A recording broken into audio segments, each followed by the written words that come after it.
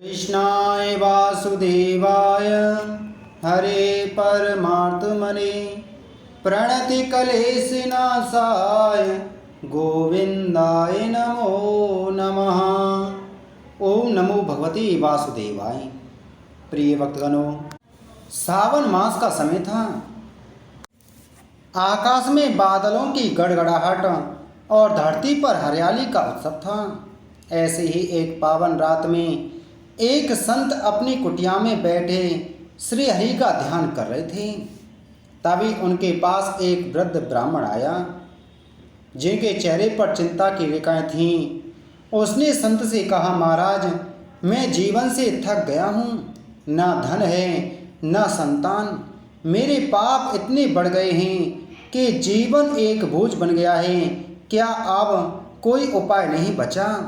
संत मुस्कुराए और बोले, पुत्र, इस संसार में कोई ऐसा पाप नहीं जिसे हरि नाम धो ना सके, और कोई ऐसी पीड़ा नहीं जिसे एकादशी का व्रत हर ना सके। श्रावण शुक्ल एकादशी को पवित्रा एकादशी कहते हैं। इसे रखो, फिर देखो भगवान विष्णु कैसे कृपा बरसाते हैं। वृद्ध ब्राह्मण ने कहा कि हे महाराज, मुझे इस श्रावण मास के शुक्ल पक्ष की एकादशी की कथा का श्रवण कराइए। संत ने कहा कि हे पुत्र, मैं तुमको श्रावण शुक्ल एकादशी की कथा का विस्तार पूर्वक श्रवण कराता हूँ। एक समय की बात है, धर्मनंदन ने कहा, हे देवकी नंदन, अब आप मुझे श्रावण माह के शुक्ल पक्ष की एकादशी का नाम, उसका मातम तथा कथा बतलाएं। मधुसूदन भगवान ने कहा, हे कुंती पुत्र, आप शांत हो, एकाग्रचित हो, इस कथा को सुने।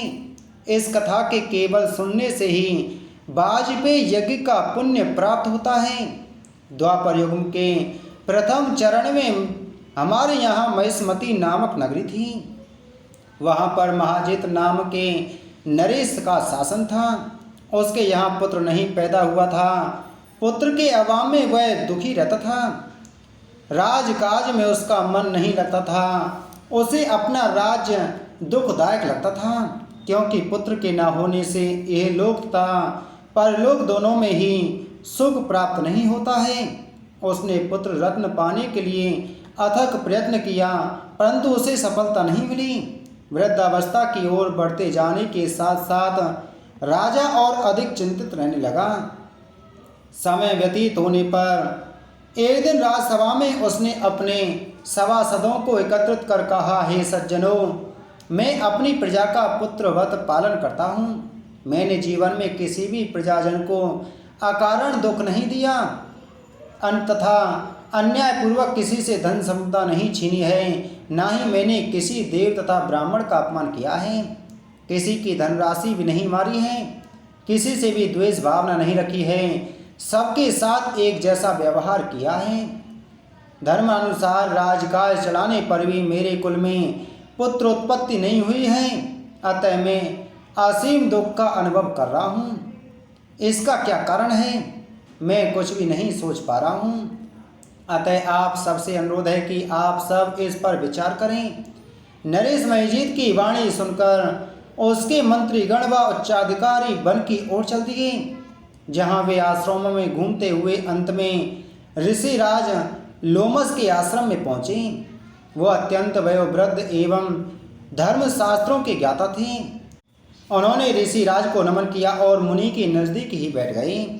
वे सब अब अनुनय विनय करते हुए विनय पूर्वक ऋषिराज से बोले, हे महर्षि, हमें आपका दर्शन हुआ, हम अत्यंत ही भाग्यशाली हैं। तब ऋषिराज बोले, हे अतिथिगण, हम आपके व्यवहार से अति प्रसन्न हैं।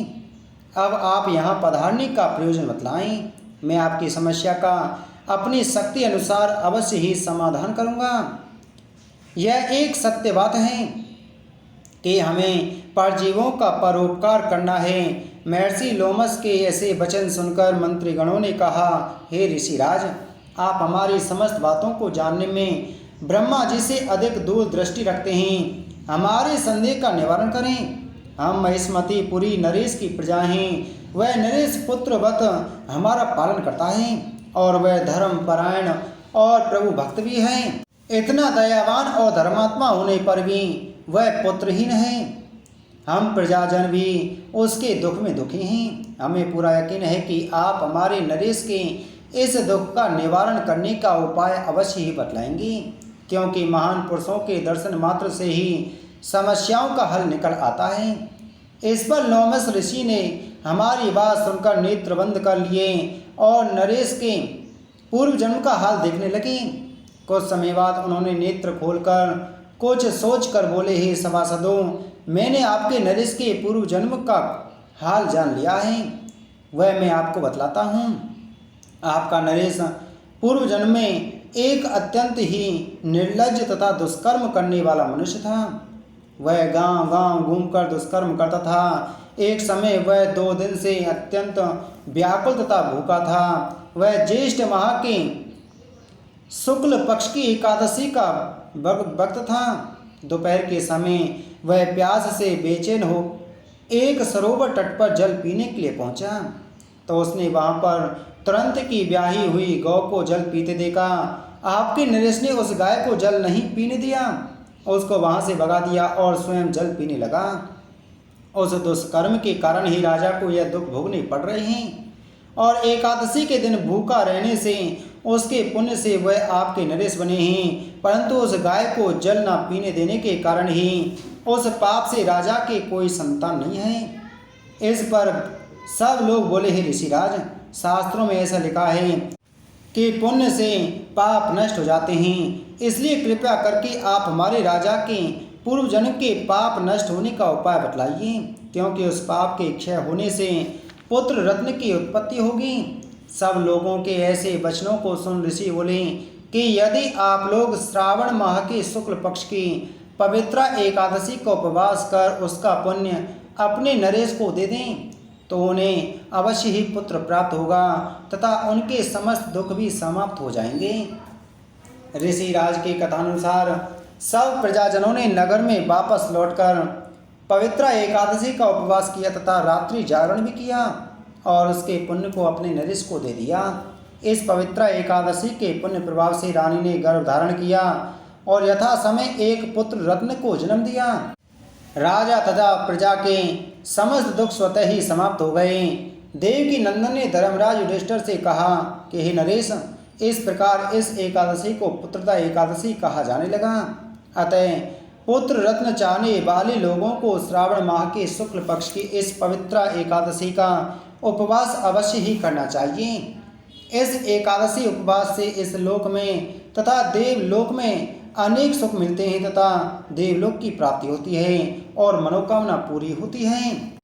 संत ने कहा कि हे ब्राह्मण, बहुत समय पहले की बात है, पुंडरीकपुर नामक एक नगर था। वहाँ केतन नाम का एक व्यापारी रहता था। वह लोभी, क्रूर और पापी स्वभाव का था। धन के लिए किसी को धोखा देने में संकोच नहीं करता था। उसके पापों के कारण उसका परिवार भी उससे दुखी था। उसके घर में अशांति, बीमारी और दरिद्रता का डेरा था। एक दिन वह जंगल में भटक गया। रास्ता भूलने के कारण वह बहुत भयभीत हो गया। भटकते भटकते उसे एक साधु मिले जो ध्यान में लीन थे। केतन ने उन्हें प्रणाम किया और बोला, मुझे शांति चाहिए, मेरा जीवन नरक बन चुका है, क्या मैं बदल सकता हूँ? साधु ने आंखें खोली और कहा, तुम्हारा उद्धार संभव है यदि तुम पवित्र एकादशी का व्रत पूरी श्रद्धा से कर सको। इस व्रत में भगवान विष्णु की आराधना करोगे तो तुम्हारे पाप जलकर राख हो जाएंगे। व्यापारी ने उस दिन से ही संकल्प लिया। जैसे ही श्रावण शुक्ल एकादशी आई, उसने व्रत किया, श्री हरि का पूजन किया, तुलसी पत्र चढ़ाए, पीले वस्त्र धारण किए, भजन गाए और रात भर जागरण किया। उस रात्रि उसने सपना देखा। भगवान विष्णु स्वयं उसके सम्मुख प्रकट हुए। उन्होंने कहा, हे व्यापारी, तूने मुझे सच्चे हृदय से पुकारा है, मैं तेरे व्रत से प्रसन्न हूँ। तेरे सभी पाप अब समाप्त हो गए हैं। उठो और धर्म में जीवन जियो। व्यापारी की आँख खुली, उसका जीवन बदल चुका था। उसने अपनी संपत्ति से अनाथों की सेवा की, ब्राह्मणों को दान दिया, गरीबों को भोजन कराया और वह पुण्यात्मा व्यापारी कहलाया। पवित्र एकादशी केवल व्रत नहीं, यह आत्मा की शुद्धि का उद्धार है। जब कोई मनुष्य सच्चे हृदय से भगवान विष्णु का स्मरण करता है तो उसकी मनोकामनाएं पूर्ण होती हैं, चाहे वह राजा हो या रंग, ज्ञानी हो या पापी। संत ने कहा कि हे पुत्र, अब तुम भी श्रावण मास के शुक्ल पक्ष की पवित्र नाम की एकादशी का व्रत करो। इस व्रत के करने से तुम्हारा भी उद्धार होगा। संत के कहने के अनुसार वृद्ध ब्राह्मण ने पवित्र एकादशी का उपवास किया, व्रत किया, रात्रि जागरण किया, भगवान विष्णु का पूजन किया और गरीबों को दान दिया। इससे उसके भी समस्त पाप नष्ट हो गए और अंत समय में वह वैकुंठ धाम को प्राप्त हुआ। बोलो एकादशी महात्म की जय। बोलो विष्णु भगवान की जय।